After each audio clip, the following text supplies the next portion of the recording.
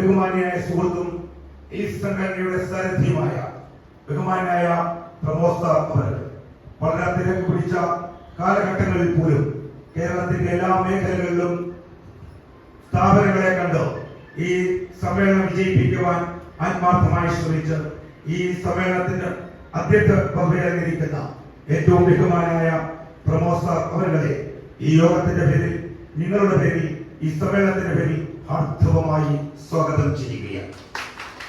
ഈ സമ്മേളനം കഷ്ടപ്പെടുന്നവരുടെ, പ്രയാസം അനുഭവിക്കുന്നവരുടെ, ബുദ്ധിമുട്ടുന്നവരെ, അവഹേളിക്കപ്പെടുന്നവരുടെ അവകാശം നിഷേധിക്കപ്പെട്ടുകൊണ്ട് കാലത്തിന്റെ ചവിട്ടുകൊട്ടയിലേക്ക് പുറം കാലിലൂടെ തള്ളിയിടപ്പെടുന്ന നിന്ദിതരും പീഡിതരും കഷ്ടപ്പെടുന്നവരും പ്രയാസം അനുഭവിക്കുന്നതായ സമൂഹത്തിന്റെ താഴെത്തട്ടിലുള്ള വിഭാഗങ്ങൾക്ക് ആശയും അത്താണിയുമായി കരുതലും കൈത്താങ്ങുമായി അവരെ പുനരുജ്ജീവിപ്പിച്ചുകൊണ്ട് അവരുടെ എല്ലാ പ്രയാസങ്ങളിലും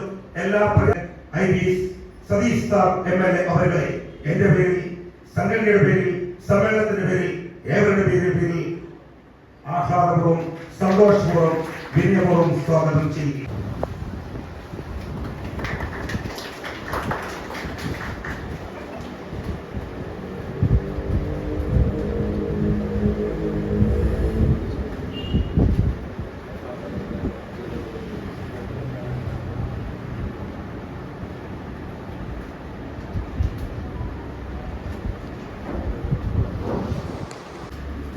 ആദ്യമായി അധ്യക്ഷന് ഒരു നന്ദി പറയുകയാണ്. യഥാർത്ഥത്തിൽ അധ്യക്ഷ പ്രസംഗമാണ് ഇപ്പോൾ നടക്കേണ്ടിയിരുന്നത്.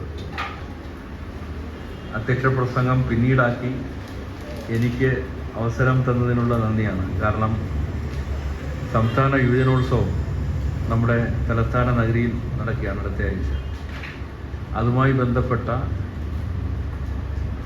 നിന്നു തിരിയാൻ നേരമില്ലാത്ത, തീയിൽ ചവിട്ടി നിൽക്കുന്നത് പോലെയുള്ള തിരക്കിൻ്റെ നേരത്താണ് ഈ സമ്മേളനം നടക്കുന്നത്. ഞാൻ ഓർക്കുന്ന ഒരു കാര്യം, ഞങ്ങളുടെ എല്ലാം സ്കൂൾ പ്രീ ഡിഗ്രി കാലത്ത് ട്യൂട്ടോറിയൽ രംഗം, സമാന്തര വിദ്യാഭ്യാസ മേഖല സൃഷ്ടിച്ച ഒരു ചലനമുണ്ട്. അത് വളരെ ദീർഘകാലത്തെ ചരിത്രമുണ്ട്. എനിക്ക് തോന്നുന്നത് കേരളത്തിൻ്റെ ഇന്നത്തെ സാമൂഹ്യ അന്തരീക്ഷത്തെ രൂപപ്പെടുത്തുന്നതിൽ വായനശാലകൾക്കും സമാന്തര വിദ്യാഭ്യാസ സ്ഥാപനങ്ങൾക്കും ഏകദേശം ഒരേപോലത്തെ പങ്കുണ്ട്.